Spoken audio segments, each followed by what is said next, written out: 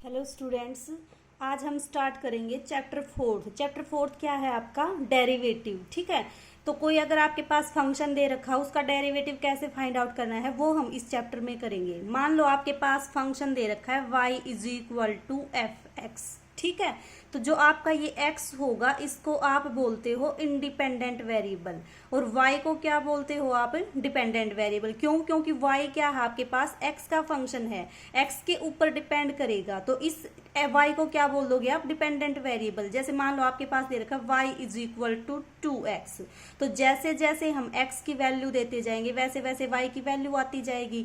x की value 1 put की तो y 2 आ गया, x की वैल्यू 2 पुट की y 4 आ गया।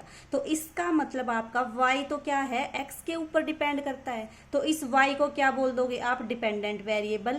और क्योंकि x की आप कोई भी वैल्यू पुट कर सकते हो तो इस x को क्या बोल दोगे आप? इंडिपेंडेंट वेरिएबल बोल दोगे। ठीक है, तो अब देखो, अगर आपके पास इस तरह से कोई फंक्शन दे रखा हो तो उसका डेरिवेटिव कैसे निकालते हैं। सबसे पहले तो देखो कि जो आपका डेरिवेटिव होता है उसके लिए आप किस ऑपरेटर का यूज करते हो। आप यूज करते हो D by D x. D by D x क्या है आपके पास? डिफरेंशियल कोफिशिएंट या फिर डिफरेंशियल ऑपरेटर बोलते हो। ठीक है, अगर आपको इस y फंक्शन का डिफरेंशिएशन निकालना है विद रिस्पेक्ट टू x तो कैसे निकालोगे?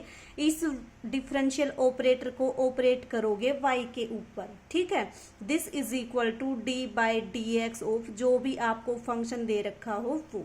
तो इस तरह से आप क्या निकालोगे? फंक्शन का डेरिवेटिव निकालोगे। अब आपके पास दो रिजल्ट हैं। फर्स्ट कौन सा? कि y अगर आपके पास x की पावर n दे रखा हो तो इसका डेरिवेटिव कैसे निकालोगे आप? D Y by D X, this is equal to D by D X of x की पावर n। तो इसका जो डेरिवेटिव आएगा उसको कैसे निकालोगे? अगर x की पावर n दे रखा हो उसका डेरिवेटिव निकालना हो विद रिस्पेक्ट टू x तो कैसे निकालोगे? इस पावर को लगाओगे आगे और x एज इट इज और इस पावर को क्या कर दोगे? एक कम कर दोगे। तो ये आपके पास x की पावर n का डेरिवेटिव आ गया कि पावर को ले आओ आगे और इस पावर में एक क्या कर दो? कम कर दो पावर। तो वो आपके पास क्या आ जाएगा? x की पावर n का डेरिवेटिव। जैसे मान लो आपके पास दे रखा हो y is equal to X square, तो आपको इसका क्या फाइंड आउट करना है? डेरिवेटिव। तो कैसे फाइंड आउट करोगे?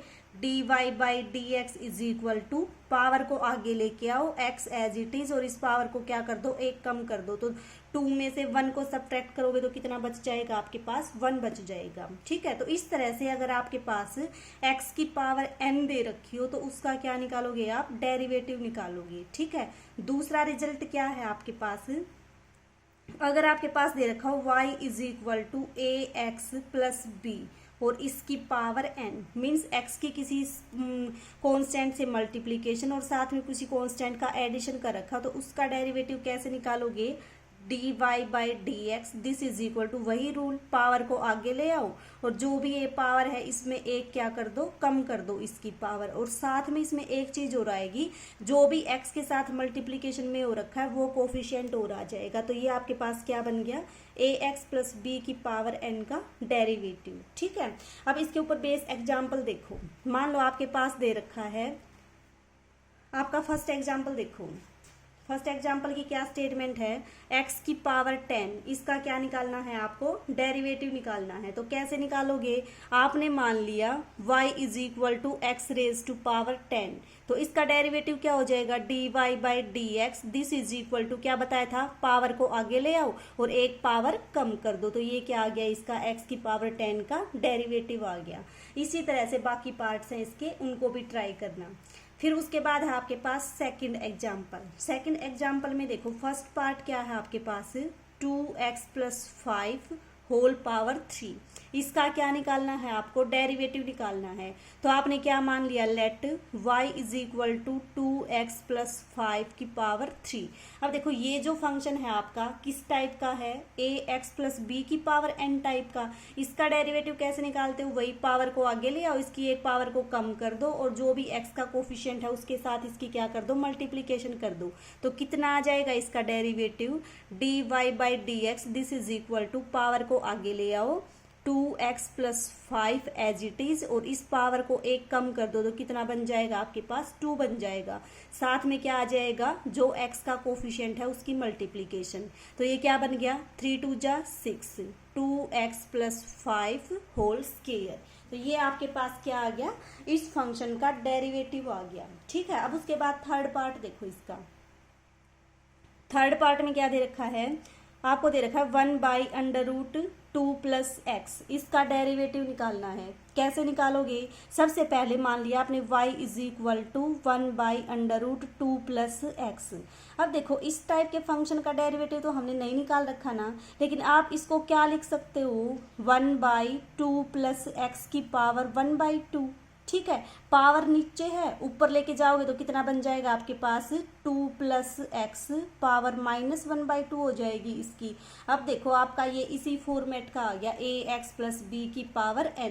पावर कुछ भी हो सकती है, माइनस भी हो सकती है, प्लस भी हो सकती है, फ्रैक्शन में भी हो सकती है। ठीक है, ये आपकी किस में है, नेगेटिव में है, तो इसका डेरिवेटिव कितना आ जाएगा dy/dx।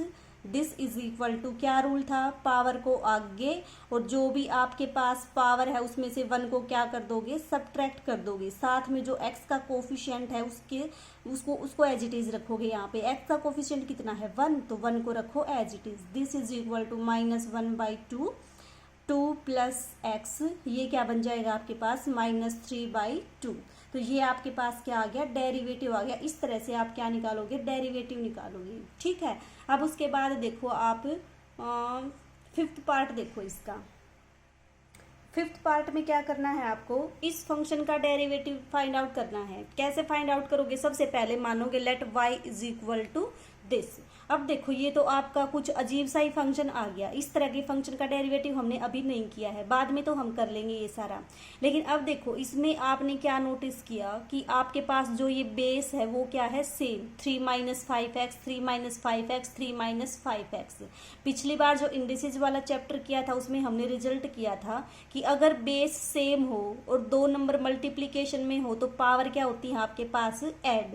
ठीक है, तो आपके पास कितना आ जाएगा, ये 3 - 5x -1/2 पावर ये, और 1/3 पावर आपकी ये, अपॉन क्या है 3 - 5x पावर 1/2। इसको जब आप ऐड करोगे तो आपके पास कितना आ जाएगा, ये आपके पास आ जाएगा 3 - 5x, एलसीएम 6 आ जाएगा, 2 3 6, 3 दूनी 6, ये आपके पास आ गया -1/6 अपॉन 3 - 5x की पावर 1/2।